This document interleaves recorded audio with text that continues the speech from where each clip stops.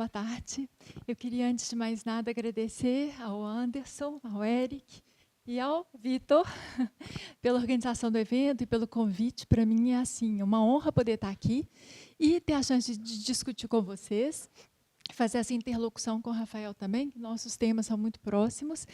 Discutir com vocês o tema da minha pesquisa de pós-doc e que está sempre permeada de Flusser. Eu não sou especialista em Flusser, mas Flusser invadiu a minha vida na pesquisa de doutorado, que não era sobre IA, mas no final começou a ser, era sobre imagem técnica de moda, mas não tinha como não se tornar uma pesquisa sobre IA no final. E hoje é sobre imagens generativas. E aí, esse texto nasce do nosso grupo, é um grupo de pesquisa chamado Flusser and Arts, que o Anderson fundou. E nesse grupo, o Marc Lenot nos convidou para participar de um dossiê. Esse era um dossiê do Flusser Studies, sobre Flusser e IA. E aí, nas discussões sobre o que a gente escreveria, tinha algumas pessoas estavam muito interessadas em discutir sobre o tema das alucinações. E eu estava assim, tão engendrada na minha discussão sobre a materialidade da IA, que eu não conseguia pensar em outra coisa. E aí, foi muito interessante, porque uma colega, a Natália, ela falou assim, a gente podia discutir isso a partir do texto A Fábrica. E aí eu fui ler A Fábrica, que eu nunca tinha lido, e A Fábrica, na verdade, assim, ele já pincela esse pensamento na filosofia da caixa preta. Quando ele coloca que, para a gente conhecer um aparelho, a gente tem que colocar muitas perguntas políticas, econômicas, sociais, a respeito desse aparelho. Mas A Fábrica, eu acho que ele traz uma metáfora que, para mim, foi perfeita. Então, é isso. Em seu livro O Mundo Codificado, e eu vou ler, porque um dia, quando eu crescer, eu vou poder falar de uma forma segura e natural como Eric, mas, por enquanto, eu vou ler. Então, estou na capa. Eu olho para você, tá? Então, tá. Em seu livro O Mundo Codificado, pode passar, por favor. Flusser argumenta que fábricas são a chave para decifrar uma época.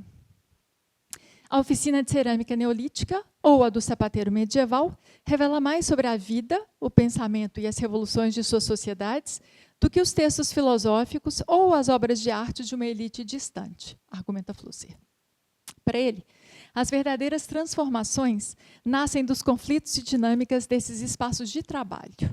Tomemos como exemplo a fábrica de sapatos de couro contemporânea, que tem suas origens relacionadas ao desmatamento da Amazônia, à aculturação de povos indígenas, as empresas que movimentam o gado de fazenda em fazenda para fugir das regulamentações, passando pelo sofrimento animal, por frigoríficos multinacionais, governos permissivos, curtumes opacos, viajando de país em país em processos fabris fragmentados, até chegar nas vitrines das marcas que conhecemos e consumimos sem tomar consciência do que está em jogo.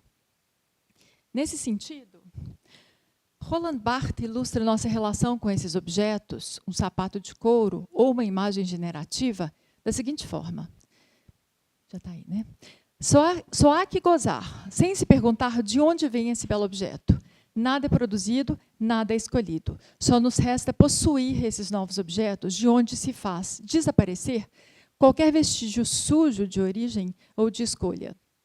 Essa evaporação milagrosa da história é uma outra forma de um conceito comum à maioria dos mitos burgueses, a irresponsabilidade do homem, ou do humano.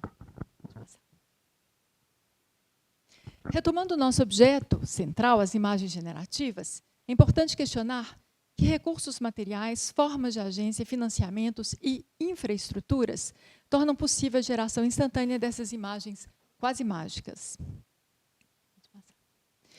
Para tentar visualizar a complexidade dessa cadeia produtiva, eu tracei um mapa que ilumina alguns dos pontos críticos de cada etapa e suas intricadas conexões. Vocês desculpem estar em inglês, porque esse mapa eu desenhei para o Flusser Studies, então não deu tempo de eu traduzir.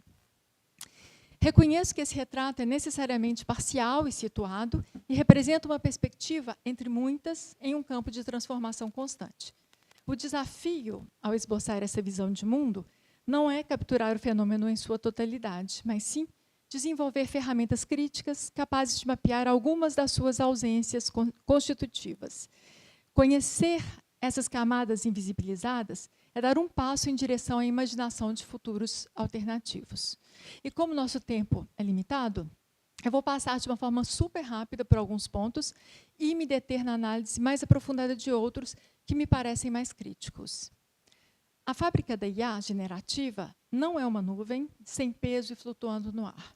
Ela é pesada, ancorada no chão e material. Suas raízes e impactos se estendem por uma rede planetária e mergulham nas escalas do tempo profundo. Partindo do conceito de geologia da mídia, desenvolvido por Jussi Parikka, percebemos que os dispositivos tecnológicos não são meramente ferramentas, mas forças geofísicas ativas na transformação contínua do planeta. Parikka ancora sua investigação em 3 camadas distintas. É o tempo profundo. As origens materiais da mídia remontam a processos geológicos de milhões de anos, como a formação de minerais, lítio, cobalto, terras raras, e combustíveis fósseis que a alimentam. Essa camada revela o que ele chama trabalho silencioso da Terra como base da tecnologia.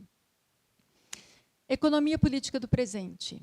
Refere-se à extração, produção e consumo atuais, marcados por relações de poder colonial, exploração do trabalho e cadeias de suprimento globais. Ela depende fundamentalmente da extração mineral no sul global, onde se verifica um padrão recorrente de conflitos socioambientais, como, por exemplo, o cobre do Chile e do Peru, o ouro, com 28% de extração ilegal na Amazônia brasileira, o lítio do Salar de Atacama, que ameaça recursos hídricos, e o cobalto da República Democrática do Congo, associado a trabalho infantil e violações de direitos humanos. O futuro como lixo eletrônico aborda o destino final dos dispositivos como resíduos tóxicos. Globalmente, produz-se quase 8 quilos de lixo eletrônico por pessoa por ano, sendo que 83% segue para aterros ou reciclagem informal. Cerca de 64% dos resíduos europeus são exportados para países como Gana, onde materiais perigosos são incinerados, liberando toxinas que contaminam solos, água e cadeias alimentares. Esses resíduos persistem como legado fóssil da era digital, acumulando-se no tempo geológico, enquanto expõem comunidades vulneráveis a elementos tóxicos. E para integrar as cadeias de produção fragmentadas e ramificadas dessa mega fábrica, que se estende por todo o planeta, a logística é um componente fundamental. Ela atua como a rede que sustenta um corpo em atividade constante. Nesse contexto, o transporte marítimo, um pilar da cadeia de suprimentos global, opera sob um véu de invisibilidade que externaliza seus verdadeiros custos socioambientais. Essa cegueira marítima resulta no esquecimento de seus impactos, sejam eles a sua dependência de combustíveis pesados e poluentes, as altas emissões globais de CO2, as condições precárias de trabalho, a degradação dos oceanos, com milhares de contêineres perdidos anualmente, carregando tanto produtos tóxicos quanto plásticos de longa duração, ou as muitas mortes prematuras causadas por doenças respiratórias e cardiovasculares, um custo humano dissociado dos produtos que transporta. Um outro aspecto fundamental dessa mega fábrica é o fato de a produção de chips de IA depender de um trio estratégico. A NVIDIA, que projeta os circuitos, é uma empresa estadunidense, a SLML, da Holanda, a única fabricante mundial das máquinas de litografia de ultravioleta extremo, que é uma tecnologia necessária, e a TSMC, de Taiwan, responsável pela fabricação física dos chips. Juntas, essas empresas controlam mais de 90% do mercado global. Um insumo crítico para essa produção são os elementos de terras raras, e a gente tem ouvido falar cada vez mais deles, que, por sua vez, estão concentrados em poucas nações. A China, em primeiro lugar, Vietnã e Brasil e Rússia, em terceiro lugar, juntas. A extração e o processamento desses elementos estão frequentemente associados a graves passivos socioambientais, incluindo a contaminação do solo e de corpos d'água por rejeitos radioativos e metais pesados, com impactos diretos na saúde pública. A gente ainda não sabe disso aqui no Brasil, porque a gente não processa, mas na China, esses impactos são muito fortes. Podemos afirmar que os data centers são o coração dessa mega fábrica. Eles abrigam servidores e armazenam os mais de 2,1 milhões de terabytes de dados gerados diariamente.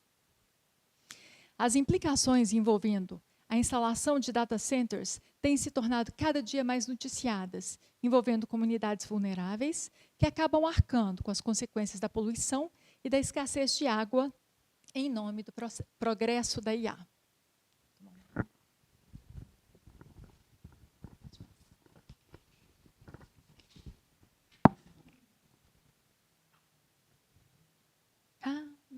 Obrigada. Assim como a logística de extração e transporte de materiais é vital para alimentar essa mega fábrica, as redes de cabos submarinos representam seu sistema circulatório submerso, a rede pela qual grande parte dos dados é transportada através do planeta. Então, a logística transporta matéria-prima e essas redes de cabos submarinos ela é fundamental. Pode passar. E a obra do artista estadunidense Trevor Paglen, chamada Landing Sites, evidencia a simultânea invisibilidade versus complexidade dessa infraestrutura. Nas palavras de Paglen, essas são provavelmente as imagens mais abstratas que algum dia fiz, pela simples razão de que as infraestruturas que tento fotografar, geralmente, não são visíveis nas próprias imagens. Os cabos que supostamente fotografo estão debaixo de água e sob as praias. Nos dípticos, as paisagens marítimas contemplativas à esquerda geram uma sensação de tranquilidade sem sinais explícitos de tecnologia digital. Essa invisibilidade contrasta com os mapas à direita, que delineiam a densa e emaranhada complexidade dos cabos tecidos sob o leito oceânico. Esse contraponto é o mecanismo central da obra. Ele representa perfeitamente a camada superficial da nossa experiência cotidiana com a tecnologia digital e com a IA. Uma interface limpa e imediata que oculta completamente os intricados mecanismos materiais e geopolíticos da sua operação. Agora a gente vai falar dos aparelhos, celulares, laptops, iPads e as suas interfaces. Interfaces são zonas de troca e, como limites, são produtoras e generativas. Ou seja, elas produzem ativamente realidades. O design de uma interface, os seus botões, menus, fluxos, produz comportamentos específicos, modos particulares de pensar e agir. Por exemplo, a interface de uma rede social gera modos distintos de sociabilidade, atenção e consumo. Interfaces também definem possibilidades. Ao estabelecer as regras de troca, elas abrem ou fecham caminhos. Elas são generativas no sentido de que criam condições para novas ações, relacionamentos e até mesmo sistemas inteiramente novos que não existiam anteriormente. O gesto de deslizar o dedo tornou-se uma extensão natural do corpo, e o dispositivo dissolveu-se na própria experiência do usuário. E quanto mais natural e intuitiva a interação se torna, mais ela captura e molda de modo quase imperceptível os hábitos, as escolhas e as trajetórias pessoais, criando uma liberdade que é, ao mesmo tempo, oferecida e delimitada pela própria tecnologia. Embora tenhamos ganhado imensamente em usabilidade, perdemos a transparência sobre os processos subjacentes. O usuário tornou-se mais eficiente, mas também menos reflexivo, adaptado a uma lógica de interações rápidas e automatizadas. Em uma entrevista concedida a Peternak, Flusser explica o seguinte: sistemas estruturalmente complexos podem ser funcionalmente simples, como uma televisão, que tem uma estrutura de complexidade quase impenetrável, mas o uso dela é extremamente simples. A gente liga um botão e passa um canal. Por outro lado, sistemas simples, como o jogo de xadrez, podem ter manipulações funcionais muito complexas. Flusser argumenta que, enquanto sistemas funcionalmente complexos, como xadrez, demandam engajamento criativo, sistemas funcionalmente simples, como uma interface de IA, de criação de IA, fomentam um tipo de passividade intelectual. É essa prevalência do uso simples, segundo ele, que contribui para o rebaixamento dos padrões intelectuais, estéticos e até éticos da humanidade. Nesse sentido, devemos estar atentos às superfícies funcionalmente simples, que ocultam a complexidade da sua programação e operam profundamente sobre o modo como vemos, agimos e interpretamos o mundo. Sob essa ótica, as interfaces dizem menos respeito à adaptação de software ou à sua utilidade prática, e mais à programação e ao condicionamento de nossos corpos pelos próprios dispositivos. Tais interfaces manipulam não apenas a percepção humana, mas também os afetos.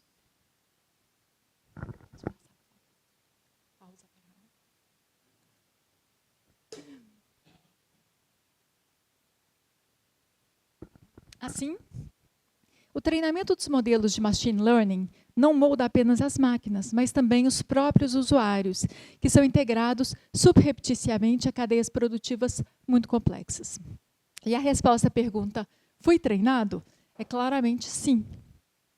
Os sistemas generativos não apenas dependem de modelos pré-treinados, mas também condicionam seus operadores. Profissionais como programadores e designers não são simplesmente substituídos, mas rebaixados à condição do que Flusser chama de funcionário. Os funcionários são figuras que existem para realizar o programa do aparelho sem questionar seus fins. O funcionário contemporâneo acredita-se livre porque cria, quando, na verdade, está sendo criado pelo aparelho. Seu gosto é moldado pelos datasets e seus gestos condicionados pelas interfaces. Em seu livro-projeto Leaking Subjects and Bounding Boxes, a artista italiana Elisa Giardina Papa apresenta uma crítica aos sistemas de visão computacional e à lógica de categorização da IA. O cerne do projeto é uma reflexão sobre os métodos, seja ele segmentação, delimitação por enquadramento ou rotulagem, usados para ensinar máquinas a separar, ordenar e hierarquizar o mundo visual.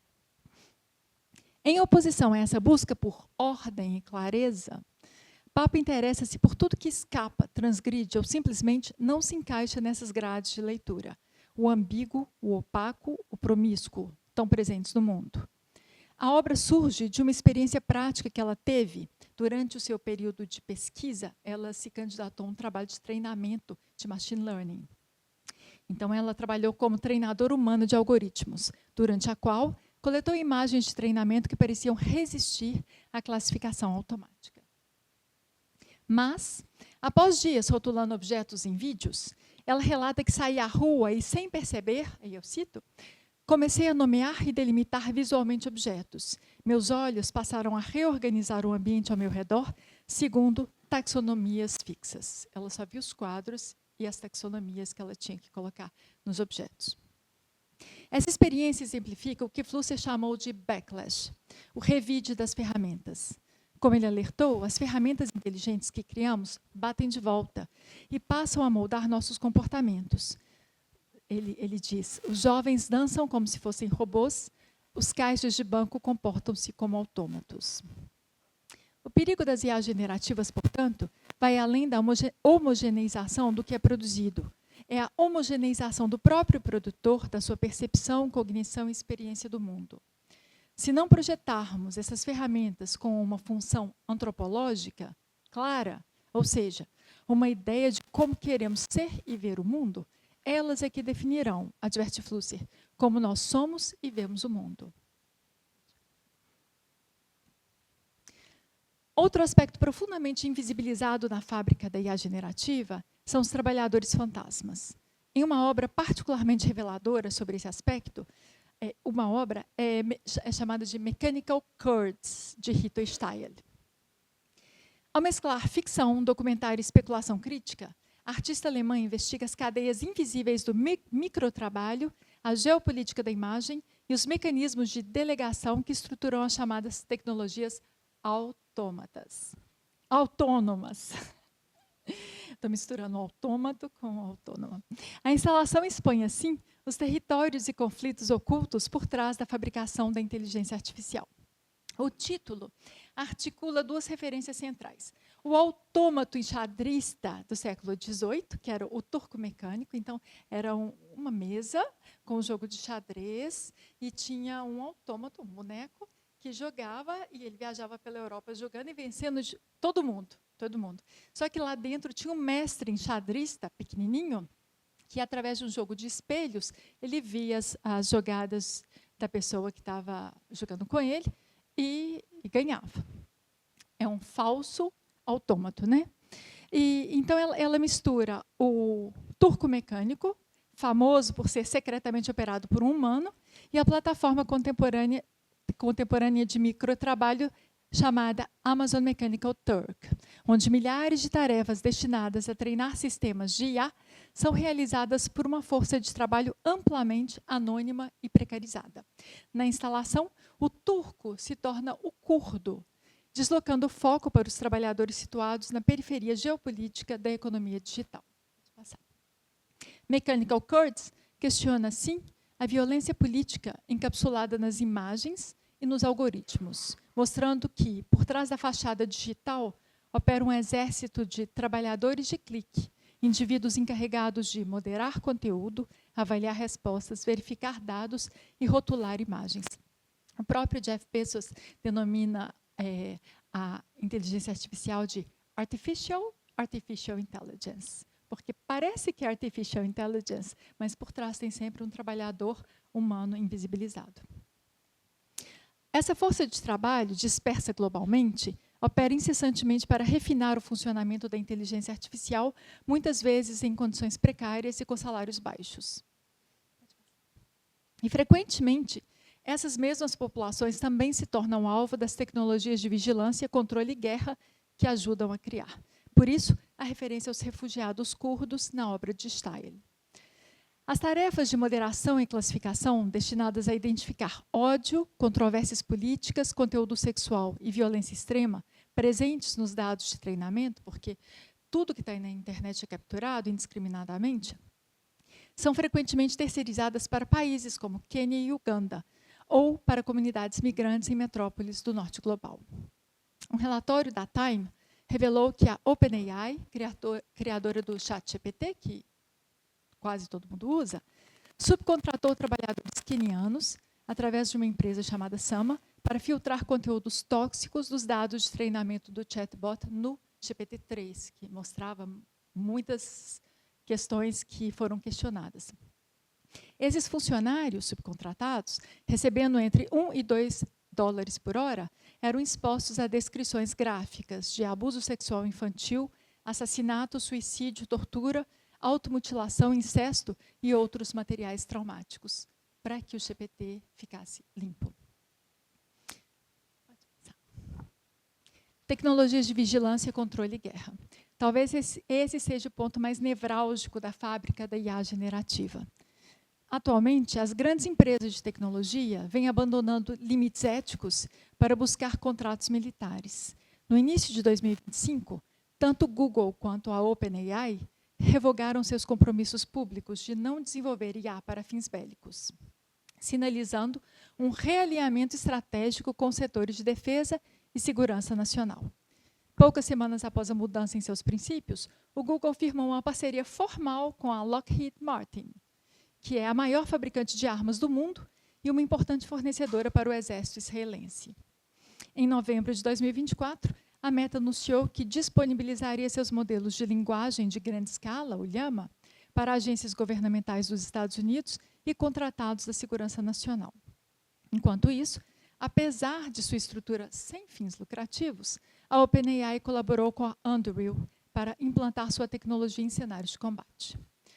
Um sinal revelador da crescente convergência entre o Vale do Silício e o complexo militar é a decisão do Exército dos Estados Unidos de conceder a patente de tenente-coronel a executivos sêniores da Palantir, Meta, OpenAI e Thinking Machine Labs, integrando-os formalmente como assessores no âmbito das Forças Armadas. Os líderes da tecnologia estão sendo formalmente integrados à cadeia de comando militar.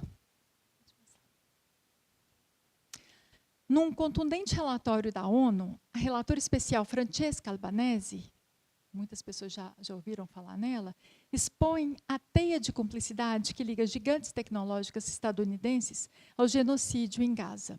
Empresas como Microsoft, Alphabet, Amazon e Palantir são acusadas de terem evoluído de meras colaboradoras para peças fundamentais numa economia do genocídio. Essa transformação opera através de várias frentes: fornecimento de acesso integral a plataformas de cloud computing e inteligência artificial, que ampliam capacidades de vigilância, a gestão de bases de dados biométricos da população palestina e o desenvolvimento de sistemas de IA preditiva para a geração automatizada de alvos, onde a Palantir se destaca com algoritmos como Lavender, Gospel e Where's Daddy, que convertem a guerra num processo de extermínio sistematizado. Pode passar. Esse é um detalhe do mapa. A arquitetura financeira por trás desse ecossistema revela-se igualmente significativa.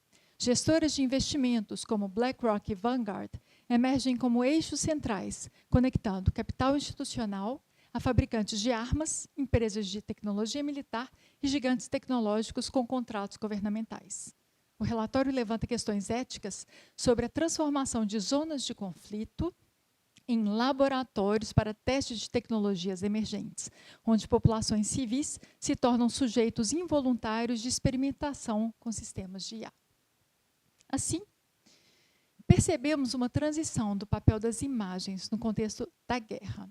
Anteriormente, os dados visuais funcionavam como ferramenta a serviço da guerra, vigilância e produção, assumindo a forma das chamadas imagens operacionais, que intervêm diretamente no mundo, tema muito discutido por Paul Virilio, por Farok. Hoje, no entanto, testemunhamos o movimento oposto. O conflito parece ser mobilizado para alimentar a produção de dados, como se a coleta de informações militares fosse tão significativa quanto a própria guerra. Isso ocorre porque o ambiente do campo de batalha mostra-se favorável à corrida pelo desenvolvimento da inteligência artificial geral, cujo progresso depende de enormes conjuntos de dados. Estaríamos, então, testemunhando uma mudança dos dados como ferramentas para a guerra como fábrica de dados, que reconfigura o conflito moderno, não meramente como um evento geopolítico, mas como um projeto de infraestrutura crítica para a indústria de tecnologia? Pode passar. Nas palavras de Rito Stein, permanece incerto se a IA traz benefícios sociais para alguém além das grandes corporações, estados autoritários, economias de guerra emergentes, provedores de energia fóssil e nuclear, organizações de extrema-direita e afins. É certo que a análise de Big Data e o reconhecimento de padrões estatísticos poderiam levar a avanços massivos em muitas áreas da ciência, como tratamentos contra o câncer, mas isso não está sendo priorizado no momento. A tecnologia de aprendizado de máquina poderia até ser potencialmente usada para desenvolver uma maneira mais racional de distribuir recursos, otimizar o consumo de energia, reduzir a desigualdade massiva, melhorar sistemas de saúde e sociais e prevenir alocações inadequadas. Mas isso, provavelmente, seria rotulado como comunismo, não como IA. Ao listar quem, de fato, se beneficia, como as corporações, os estados autoritários, economias de guerra e afins, Steyer torna claro quem não se beneficia. E, ao fazê-lo, ela desmonta qualquer argumento tecnodeterminista de que a IA deve se desenvolver ao longo de sua trajetória atual, lembrando-nos que se trata de uma questão de priorização, não de inevitabilidade. As imagens generativas contemporâneas, elas dão continuidade a uma linhagem conceitual que remonta às imagens técnicas de Flusser, da década de 1980, e as imagens operacionais de Harun Farok, dos anos 2000. Hoje, Kate Crawford as redefine sob o novo nome imagens metabólicas. E o que isso significa? Imagens metabólicas são materiais visuais produzidos pelo consumo massivo de outras imagens, retiradas indiscriminadamente da internet, bilhões delas. Essas imagens-fonte, são decompostas e absorvidas por modelos de IA no interior de uma infraestrutura gigantesca que funciona como uma fábrica de metabolismo industrial. Consome minerais, energia e água. E excreta mídia sintética, carbono atmosférico e aquilo que poderíamos chamar de fóssil digital. Esse processo obedece a uma lógica cíclica de 4 estágios, então. A ingestão, modelos de IA são treinados a devorar bilhões de imagens, vídeos e textos extraídos da internet. Digestão, o processamento desses dados consome quantidades astronômicas de energia computacional, além do trabalho humano sistematicamente invisibilizado. Excreção, as saídas sintéticas são disseminadas pelos ecossistemas digitais, onde passam a agir sobre o mundo. E a reingestão, o feedback. Essas produções digitais, juntamente com as reações que geram, são reinseridas no sistema como matéria-prima para a próxima geração de modelos, fechando um ciclo perpétuo de retroalimentação. Hoje, as imagens metabólicas competem diretamente com seres humanos por recursos básicos como terra, energia, minerais e água doce. E como previu Flusser, essas imagens não se limitam a nos cercar, elas agem sobre o mundo. É precisamente nesse contexto que a narrativa de inevitabilidade tecnológica precisa ser confrontada. E Flusser oferece as bases para esse confronto ao argumentar que a condição atual das imagens não é um destino, mas apenas uma possibilidade técnica. A intenção latente nos aparelhos, ainda que enorme, seria não indominável. A questão central, portanto, é como reconfigurar esse cenário. Para Flusser, a saída residiria na reconfiguração dos meios. Em vez de feixes unidirecionais como a televisão, poderíamos construir redes bidirecionais como a telefonia. Nesse modelo, os indivíduos deixariam de ser meros objetos da comunicação para se tornarem eles próprios designers de significado. Adoraria que fosse assim. Transposta para os dias atuais, essa reconfiguração mostra-se bem mais complexa. Como argumenta Baruch Gottlieb, ao atribuir a agência simétrica a todos os atores no universo telemático, Flusser parece ignorar as profundas desigualdades que determinam quem pode efetivamente acessar, modificar ou subverter esses sistemas. Mas é preciso reconhecer, contudo, que Flusser morreu em 1991 e não assistiu à consolidação dos imperativos militar, industrial, econômico, financeiros que testemunhamos hoje. E apesar dessa limitação histórica, ele teve o super mérito de apontar para a urgência de uma investigação material desse mega aparelho, capaz de desmistificar e desmagiciar seu funcionamento. Tal desmistificação seria, portanto, pelo menos do meu ponto de vista, o primeiro passo para uma reflexão crítica e a condição necessária para que possamos agir a tempo. E é justamente por isso que concluo com esse alerta um tanto profético de Flusser, um alerta que permanece absolutamente relevante nesse atual universo das imagens generativas. E eu pesco algumas partes da fala dele. Os aparelhos ainda não fecharam todas as saídas, ainda estão mal instalados. Em toda parte ainda restam vestígios de contatos vivos e quentes entre os homens. Essas aberturas no aparelho ainda existem, mas estão se estreitando rapidamente. Amanhã será tarde. A telemática, com suas imagens, vai tapando rapidamente todas as aberturas restantes. E para não terminar de forma muito pessimista, a última tela mostra imagens de um vídeo lançado por Elon Musk na plataforma X, um vídeo gerado por IA que apresenta líderes mundiais e magnatas da tecnologia desfilando numa passarela virtual da moda. Musk declarou que era mais do que hora de um desfile de moda com IA. E os modelos dessas imagens são, naturalmente, eles próprios.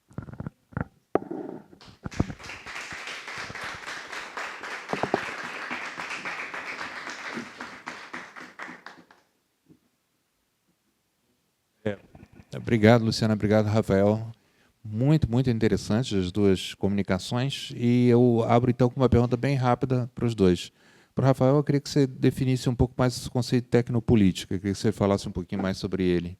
Para a Luciana, como você acha que... Porque o Flusser tinha essa coisa de achar que, num futuro ideal, nós, humanos, iríamos criar com a máquina de uma forma até mais colaborativa, talvez um raciocínio meio simondoniano. Como é que você acha que ele veria hoje? Eu sei que esse é um exercício de imaginação, mas aí você pode delirar e viajar na maionese. Como é que você acha que ele veria hoje essa situação que a gente está vivendo, em que a questão da inteligência artificial se tornou um tema central, mas existe essa crítica tão virulenta e correta, eu acho, à maneira como a gente tem usado essa tecnologia, né, substituindo, inclusive, nossa capacidade de escrever e de ler textos.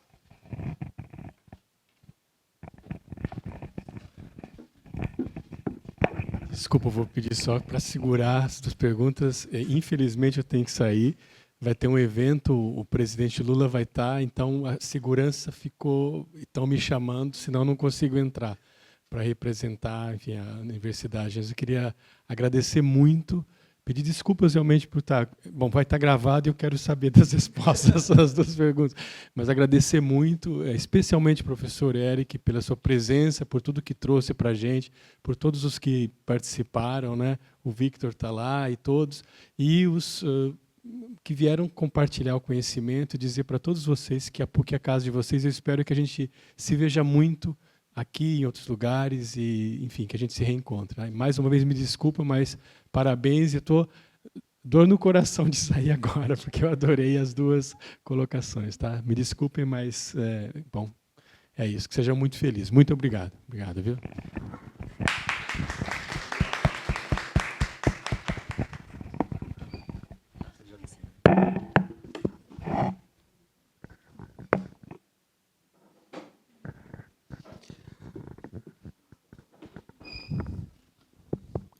Bom, esse olhar tecnopolítico, ele é muito a partir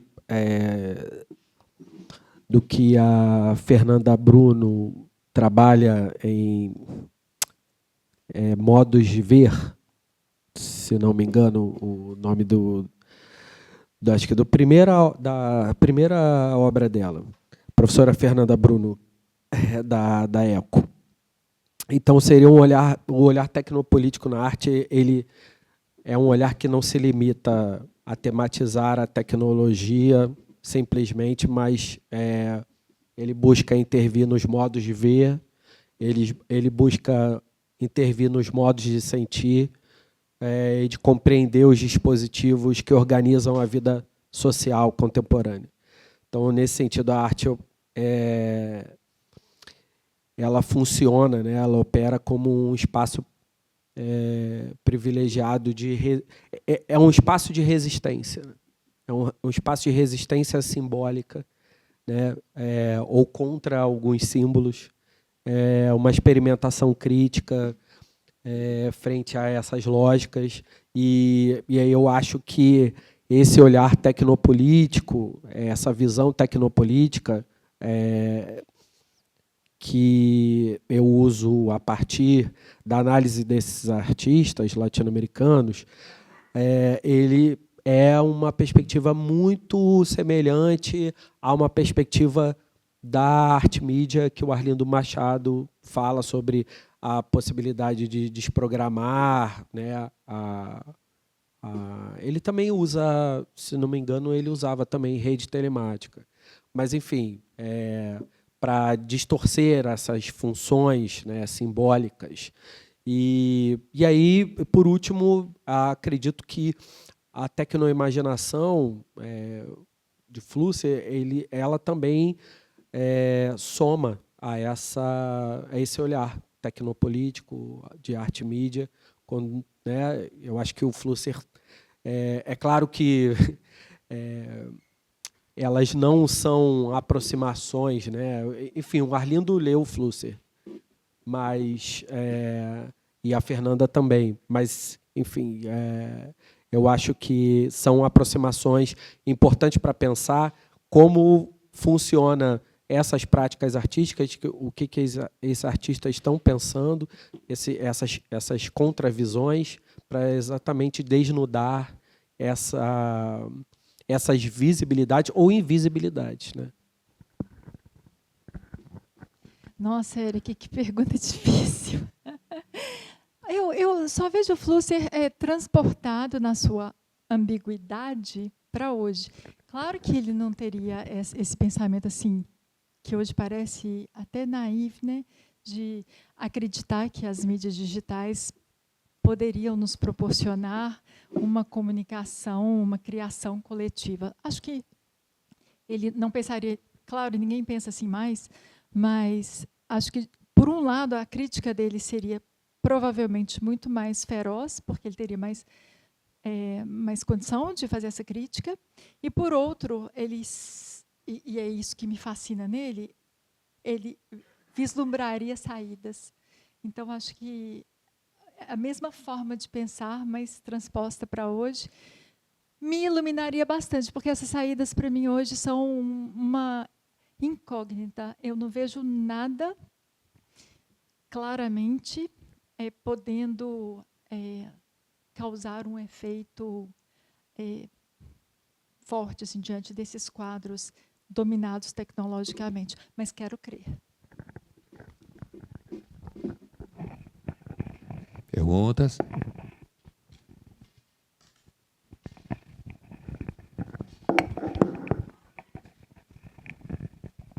Aproveitar aqui para agradecer a organização, né, da PUC, do Eric, dos outros colegas e caríssimo amigo já de anos, e conhecer sua pesquisa também, muito legal. Eu queria retomar um antigo debate nosso, porque você fala muito dessa questão da estética do nublamento, e eu acho que acaba, embora não seja uma categoria que você utilize, eu acho que acaba, de alguma maneira, quando você fala em desmistificação, né, e todo esse fetiche tecnológico, eu acho que ajuda muito a pensar essas questões, e até a referência que você faz ao fantoche acaba lembrando também o texto do Benjamin, logo na primeira tese, em que ele explica um pouco a oposição entre materialismo histórico e a perspectiva historicista. E aí, para o Rafael, eu ia perguntar, mais uma vez, essa conexão entre o que você chama do nublamento e a ideia de biombo, né, imagem biombo, até que ponto, é claro que tem aí uma conexão, mas você traz algo de diferente, que você falasse um pouco disso, e até também a questão da alegoria no Benjamin. Eu acho que acaba sendo 3 conceitos que, de alguma forma, transitam exatamente no que você está chamando dessa mistificação ou desse fetichismo da tecnologia, que faz a gente esquecer dessas condições objetivas de exploração, né? E para você pensa essa questão do tempo, como é que essa noção de temporalidade que a gente vive hoje, que aí, dependendo, cada autor vai chamar de uma forma, mas desse imediatismo, desse presentismo, se isso é um ponto que você também trabalha na tua reflexão, né, desse tempo que também é capturado pela inteligência artificial, como o Eric bem lembrou, isso acaba, inclusive essa noção de tempo, ela acaba impactando nessa abdicação do ato de escrever, de ler, de pensar de certa maneira. Como é que essa questão da historicidade ou da temporalidade aparece na tua reflexão, se é que é uma preocupação sua? Então, agradecer mais uma vez. Bom, então eu vou direto ao tempo. Você tocou num ponto que para mim é muito caro, que eu não discuti aqui, mas é a questão dos espaços latentes onde as imagens são formadas. Então, a gente vê esse processo de captura das imagens que estão imagens, textos, tudo que está na internet, elas são aí os machine learning são treinados, e depois essas informações elas habitam o que eles chamam de espaço latente, que é um espaço multivetorial que a gente não consegue nem imaginar, porque são muitas coordenadas, muito mais que a gente poderia desenhar, por exemplo. E ali, categorias que, segundo o nosso raciocínio, não estariam juntas, estão juntas. Então, algumas categorias ficam agrupadas em regiões específicas, que a gente não consegue nem explicar muito bem por quê. E o resultado disso, quando a gente tem uma geração de imagem, é um achatamento das diferenças. Então, por exemplo, quando a gente mistura, a gente fala no estilo de. Então, você mistura um personagem de hoje com o estilo de, numa localização de. Então, tanto a espacialidade quanto a temporalidade, eles são achatados, e quando você tem esse achatamento, as diferenças desaparecem, e com isso surge o que o Gregory Chatonsky chama de vectorfascismo. É uma inundação de imagens cujas diferenças são completamente apagadas, tudo é misturável, e a gente perde a capacidade de ter um pensamento crítico. Aí, quando você não tem mais esse pensamento crítico, você tem o quê? Então, pós-história.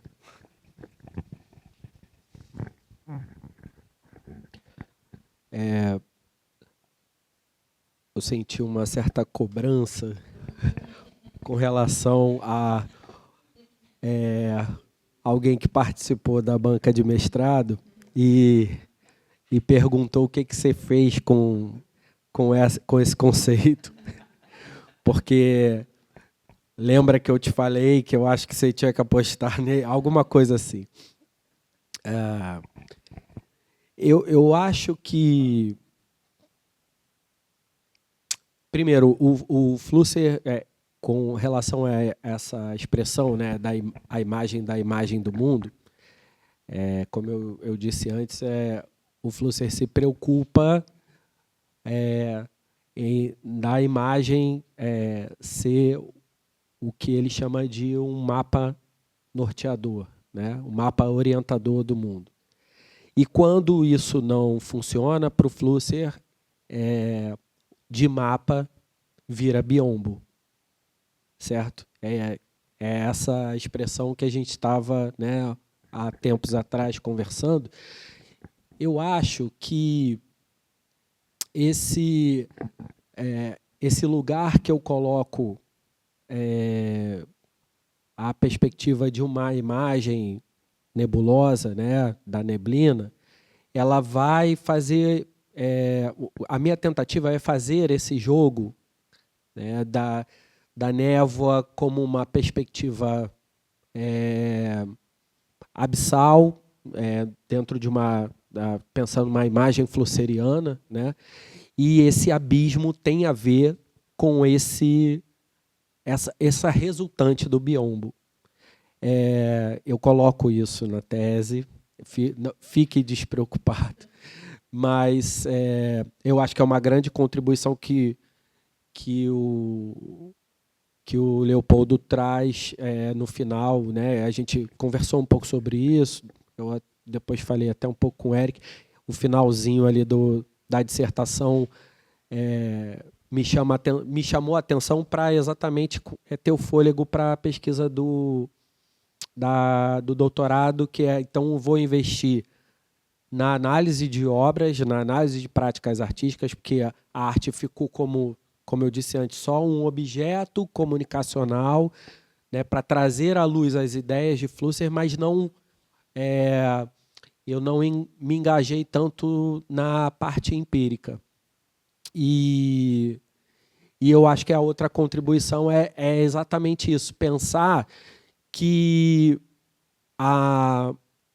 uma visão tecnopolítica, uma visão tecnoimaginativa, uma visão arte-mídia, né, ela é desse lugar de um contra-biombo, de tentar ser um mapa norteador dessas imagens, desses artistas procurar ter essa perspectiva de trazer os futuros possíveis, né, de outros futuros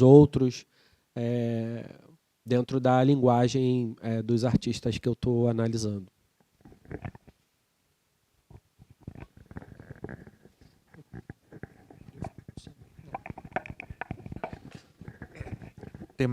Alguém tem mais perguntas? Ali no fundo.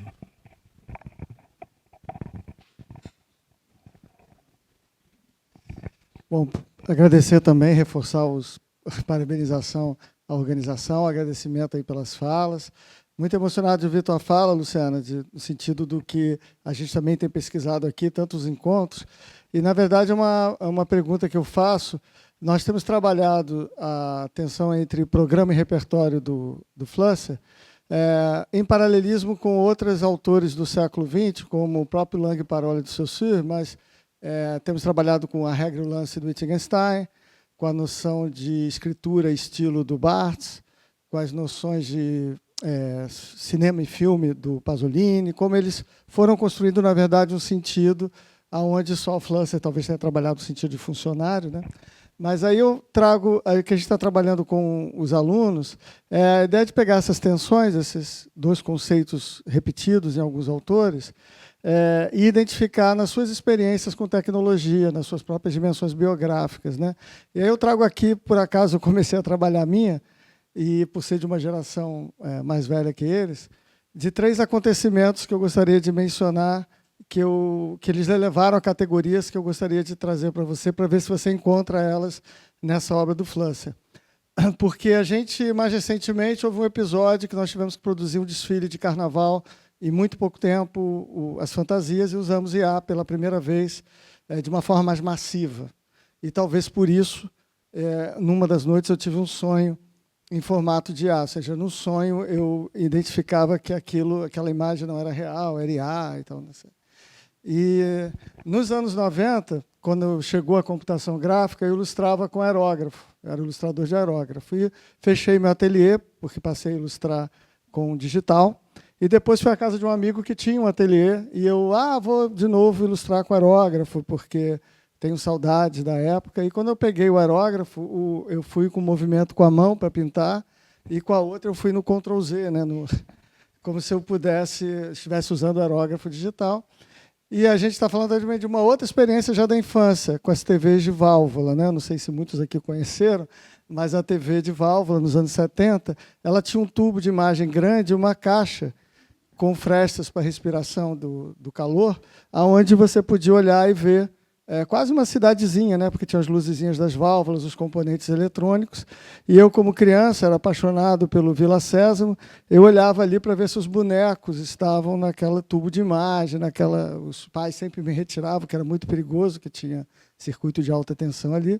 E aí a gente está trabalhando, a partir dessas 3 experiências, a interferência no inconsciente, né, no último caso, a dimensão mecânica e motora, no segundo, né, como interfere nas práticas.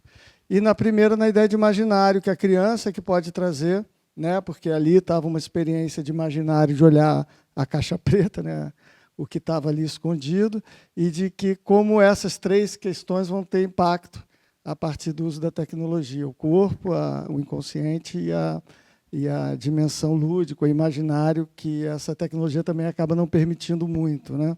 Então, eu queria saber como você vê, diante dessas experiências, a noção de funcionário, né, de como é que isso dialoga com tamanhos impactos, né, no teu trabalho. Eu queria te falar a respeito de uma experiência generativa, que é quando a gente vai criar uma imagem com IA, enfim, eu sou uma crítica da IA generativa, mas eu também faço para poder justamente conhecer, né? Então, logo que elas se tornaram disponíveis, eu já comecei a experimentar. E eu passei, aí você falou do seu sonho, eu passei por uma experiência muito intensa, porque na hora que eu comecei a fazer, eu sou diretora de arte para moda. Então, o que minha função? Criar imagens de moda. Eu vou para o estúdio, aí a gente faz vídeos, a gente faz fotos, e aí tem toda uma cadeia produtiva envolvida, né? Tem as modelos, os fotógrafos, os videomakers, a maquiagem, a moça que serve o almoço, o motoboy que entrega, tem toda essa cadeia envolvida. É muito complexo, né? Orquestrar isso tudo. E, de repente, eu estava criando imagens que eram esteticamente perfeitas, aí o perfeito, aí a gente tem que entender como é esse liso, né? Perfeitas em fração de segundos. Era uma coisa assim tão assustadora, foi tão assustador porque eu estava conversando, e aí conversando com uma pessoa no WhatsApp, e ela me mandou um casting, eu vi umas meninas, umas modelos, que teoricamente são meninas bonitas. Na hora que eu estava mexendo, gerando imagens com modelos, eu fui para as modelos e falei, ai, credo, que trem feio. Então, assim, eu levei um choque de realidade com a humanidade. Então, isso foi assustador no primeiro momento. E, segundo, eu comecei a querer gerar mais e mais e mais e mais para ver tudo que ela podia me entregar, de tão entorpecida que eu fiquei, que eu não conseguia dormir. E aí eu virava no canto, tipo uma drogada mesmo, para ninguém ver na cama, e estou gerando imagem. Dirigindo, eu queria que o sinal fechasse para eu gerar imagem. E fica numa rede social, Discord, Midjourney. Então, se você gera, você tem que ver o resultado rápido, você tem que reagir rápido, senão você perde a imagem. Então, você tem que reagir rapidamente. Foi um período de uns 10 dias completamente entorpecida. E olha que eu já era pesquisadora. Então, a parte teórica, da crítica, eu já estava começando a fazer, já tinha. E, ao mesmo tempo, eu fiquei completamente envolvida com isso. Só para falar que o poder dessas imagens é muito avassalador. Por outro lado, a gente acha que a gente está escolhendo, mas, na verdade, a gente está sendo escolhido por elas, porque na hora que você escreve um prompt, e cada vez é mais simples escrever um prompt, né? Tinha gente fazendo curso para fazer. Está cada vez mais automatizado. Assim. Então, quando você está escrevendo um prompt, você acha que você está definindo. Você tem uma imagem mental, mas daqui a pouco chegam imagens que você esquece rapidamente o que você estava pensando. E você é fascinado pelas novas imagens, você passa a escolher entre alternativas. Então, e aí, a primeira revista de IA, tanto texto quanto imagens, o Wallström, que é o criador dessa revista, chamada Copy, ele dá uma declaração assim de que a IA ela resolve a questão da limitação da criatividade humana. Aí eu pensei, gente, mas não é bem isso. Ela tem as suas limitações, ela vai te oferecer algo que não é exatamente o que você queria, mas a limitação da IA passa a ser a sua, porque você esquece o que você queria e você passa a seguir os caminhos que ela vai te levando e que são diferentes do que você originalmente estava demandando. Então, se eu fosse para um estúdio fotografar, com certeza eu chegaria muito mais próximo do resultado que eu imaginei do que com a IA. Mas eu começo a acreditar que a capacidade criativa da IA é muito maior do que a minha própria. E, levando isso para o lado da questão da criatividade, ou também da moda, ou a moda idealizada, talvez não dessa moda industrializada que a gente vive hoje, a gente está sempre diante da necessidade do novo. Esse novo, como que ele pode surgir, sendo que os bancos que alimentam essas IAs são bancos do passado? É a combinação e recombinação. Você pode combinar 1% de uma imagem com 99% de outra e, assim, infinitamente, você vai ter muitas combinações, muito mais do que a gente poderia fazer humanamente. Mas são recombinações. Algo completamente inusitado, como pensar um urinol como uma obra de arte, essas metáforas, esses saltos laterais, eles não acontecem, porque a IA não salta de categoria em categoria, pelo menos não por enquanto. Então, eu acho que a gente acaba se enredando por caminhos pré-definidos. O mundo e essa IA geral, na verdade, é uma forma de enquadrar o mundo no funcionamento da IA. E a gente acreditar nisso faz parte desse condicionamento. Tem uma definição de IA geral muito interessante, e agora eu esqueci se foi da OpenAI, do CEO da OpenAI, mas acredito que sim, do Sam Altman.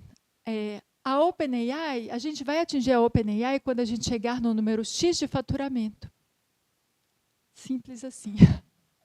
Enfim, eu acho que tem muitas coisas que eu poderia falar a respeito do que você provocou, porque tem milhões de coisas interessantes aí, mas eu te agradeço pela oportunidade.